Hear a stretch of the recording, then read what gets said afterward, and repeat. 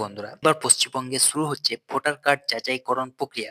তো সেক্ষেত্রে পশ্চিমবঙ্গে যদি ভোটার কার্ড যাচাইকরণ প্রক্রিয়া শুরু হয়, তাহলে সেক্ষেত্রে এই ৪ টি ডকুমেন্টস রয়েছে।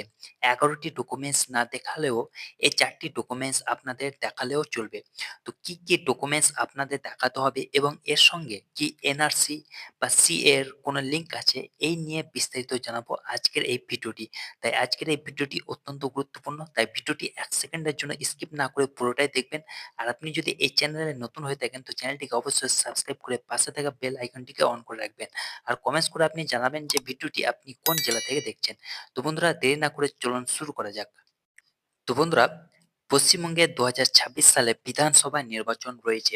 এর আগে জাতীয় নির্বাচন কমিশন অর্থাৎ ইসিআই ভোটার তালিকা সংশোধন পরিকল্পনা করছে।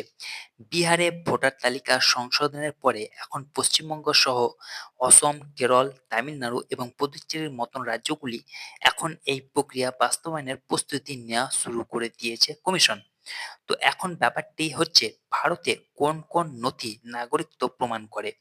ভারতে এমন কোনো একক নথি নেই যেটা স্পষ্টভাবে নাগরিকত্বের প্রমাণ করে, তবে বেশ কিছু নির্দিষ্ট নথির পরিস্থিতি অনুযায়ী গ্রহণ করা যেতে পারে। যেমন প্রথমে বলা হয়েছে ভারতীয় পাসপোর্টের কথা। তো বন্ধুরা, বিদেশ মন্ত্রক কর্তৃক একচেটিয়াভাবে ভারতীয় নাগরিকদের জন্য জারি করা পাসপোর্ট নাগরিকত্বের উল্লেখ থাকে এবং এটি আন্তর্জাতিক স্বীকৃতি রয়েছে। এটি বিভিন্ন সরকারি প্রক্রিয়ায় ব্যাপকভাবে গৃহীত হয়। পাসপোর্ট হচ্ছে ভারতের একমাত্র বিস্তৃত নথি যা নাগরিকত্বের প্রমাণ হিসেবে কাজ করে। অর্থাৎ যদি আপনার কাছে ভারতীয় পাসপোর্ট থেকে থাকে, তাহলে সেক্ষেত্রে আপনাদের চিন্তা করার কোনো কারণ নেই।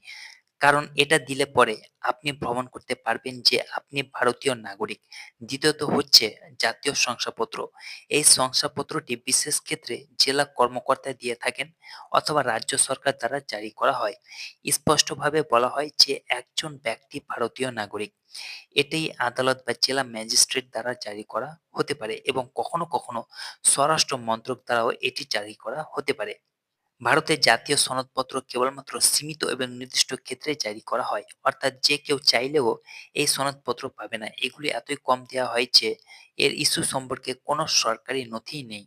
তো আপনি যদি এই সনদপত্রের জন্য আবেদন করতে চান, তাহলে সেক্ষেত্রে আপনাদের কি নথি লাগবে? জন্ম সনদ লাগবে আপনাদের, অর্থাৎ আপনার বার্থ সার্টিফিকেট লাগবে। পিতামাতার নাগরিকত্বের প্রমাণ লাগবে। পাসপোর্ট অথবা ভোটার আইডি কার্ড থাকলেও চলবে। স্কুল সার্টিফিকেট লাগবে। পিতামাতার এবং আবাসন প্রমাণ অর্থাৎ রেশন কার্ড, আধার কার্ড বা ভোটার আইডি কার্ড, এগুলো তো আপনাদের কাছে আছেই। তো এগুলো লাগবে। এগুলো হলে পরে আপনি যে জাতীয় সনদ রয়েছে তার জন্য আবেদন করতে পারবেন। তৃতীয়ত নাগরিকত্ব সার্টিফিকেট অথবা রেজিস্ট্রেশন সার্টিফিকেট। ১৯৫৫ সালে নাগরিকত্ব আইনের ৫ নম্বর ধারা এবং ৬ নম্বর ধারার অধীনে ভারতীয় নাগরিকত্ব অর্জনকারী বিদেশি নাগরিকদের স্বরাষ্ট্রমন্ত্রী কর্তৃক প্রদত্ত এই সার্টিফিকেট থাকলে আপনি ভারতীয় নাগরিক হিসেবে প্রমাণ করতে পারবেন। এরপর হচ্ছে জন্ম সার্টিফিকেট। যদিও এই নথিতে জন্ম তারিখ বা স্থান উল্লেখ করা হয়েছে, তাই কেবলমাত্র আংশিকভাবে ভারতীয় নাগরিকত্ব প্রমাণ করে। যদি পিতামাতা ভারতীয় নাগরিক হন এবং নাগরিকত্ব আইনের সমস্ত শর্ত পূরণ করেন, তবে নাগরিকত্ব যা নিশ্চিত করা যায়। অর্থাৎ সেক্ষেত্রে আপনাদের যদি জন্ম সার্টিফিকেট থাকে এবং আপনাদের পিতামাতা দুজনেই যদি ভারতীয় নাগরিক হন, তাহলে সেক্ষেত্রে আপনার জন্ম সার্টিফিকেট দিয়ে আপনি যে ভারতীয় নাগরিক, সেটা আপনি প্রমাণ করতে পারবেন। তো সেক্ষেত্রে কোন নথি যদি আপনাদের কাছে থাকে, তাহলে সেটি নাগরিকদের প্রমাণ হয় না। তো বলা হচ্ছে আধার কার্ড, এটি কেবলমাত্র পরিচয়পত্র এবং বাসস্থানের প্রমাণ হিসেবে কাজ করে। ভোটার আইডি কার্ড, এটি ভোট দেওয়ার অধিকার প্রদান করে, কিন্তু এটি কিন্তু নাগরিকত্ব নিশ্চিত করে না।